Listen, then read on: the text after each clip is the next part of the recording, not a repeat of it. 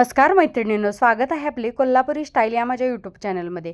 श्रावण सुरू होणार म्हटल्यावर प्रत्येकाच्या घरी नॉनव्हेज हे बनलंच जातं, म्हणजे जे नॉनव्हेज खाणारे त्यांच्या घरी। आम्ही सुद्धा श्रावण चालू होणार म्हटल्यावर असाच मटन बिर्याणीचा बेत केलेला आहे। मटणाची दम बिर्याणी करण्यासाठी मी या ठिकाणी पहिल्यांदा कांदा तळून घेतलेला आहे, नंतर मटण घेतलेला आहे स्वच्छ धुवून, नंतर त्याच्यावरती बिर्याणी मसाला घातलेला आहे, लाल तिखट घातलेला आहे, मिरच्या घातलेल्या आहेत हिरव्या लांब चिरून, नंतर दही घातलेला आहे आणि नंतर आलं लसूण आणि कोथिंबीर आणि पुदिन्याची पेस्ट घातलेली आहे, थोडीशी हळद घातलेली आहे आणि आपण अगोदर जो कांदा तळून घेतलेला आहे तो कांदा घातलेला आहे आणि नंतर हे सगळं चांगलं मिक्स केलेलं आहे। त्याच्यामध्ये मीठ पण घातलेलं आहे आणि हे मॅरिनेट होण्यासाठी अर्धा तासासाठी ठेवलेलं आहे।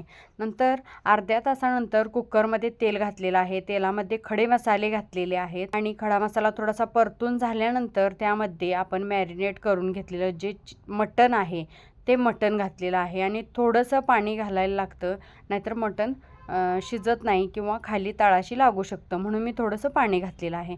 नंतर दुसरीकडे शिट्ट्या होईपर्यंत एका पातेल्यामध्ये मी पाणी ठेवलेलं आहे, पाण्यामध्ये सुद्धा खडे मसाले घातलेले आहेत आणि लिंबू घातलेला आहे, अर्धा लिंबू पिळलेला आहे, थोडंसं तेल घालायचं आहे, यामुळे भात आपला सुट्टा होतो आणि चवीपुरतं मीठ घालून अर्धा तास भिजत ठेवलेले तांदूळ मी यामध्ये घातलेले आहेत।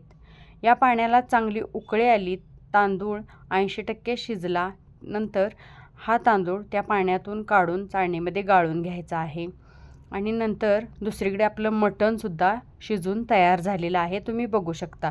नंतर दुसरं एक पातेलं घ्यायचं आहे, पातेल्याच्या तळाशी तूप लावायचं आहे आणि तूप लावूनसुद्धा आपला भात खाली तळाशी लागू शकतो, बिर्याणी तळाशी लागू शकते, म्हणून मी काय केले तर टोमॅटोच्या बारीक बारीक स्लाइस केल्यात पातळ पातळ आणि त्या तळाशी घातलेल्या आहेत, यामुळे अजिबात तळाशी बिर्याणी लागत नाही।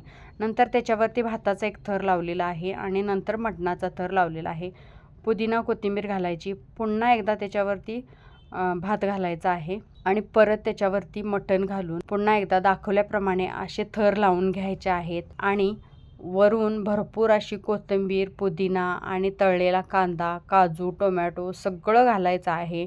कलर मी वापरत नाही त्यामुळे वापरलेला नाही आणि नंतर मध्ये एक वाटी ठेवून वाटीमध्ये पेटलेला कोळसा घालून त्याच्यावरती थोडंसं तूप घालायचं आहे, मस्त असा दम देऊन घ्यायचा आहे एक 10 मिनिटं आणि तुम्ही बघू शकता चवीला एकदम भन्नाट लागणारी आपली ही मटणाची बिर्याणी तयार झालेली आहे। तुम्ही सुद्धा नक्की करून बघा। रेसिपी आवडली असेल तर लाईक करा, शेअर करा आणि अशा छान छान रेसिपीज पाहण्यासाठी माझ्या कोल्हापुरी स्टाईल या चॅनलला सबस्क्राईब केलं नसेल तर पटकन सबस्क्राईब करा।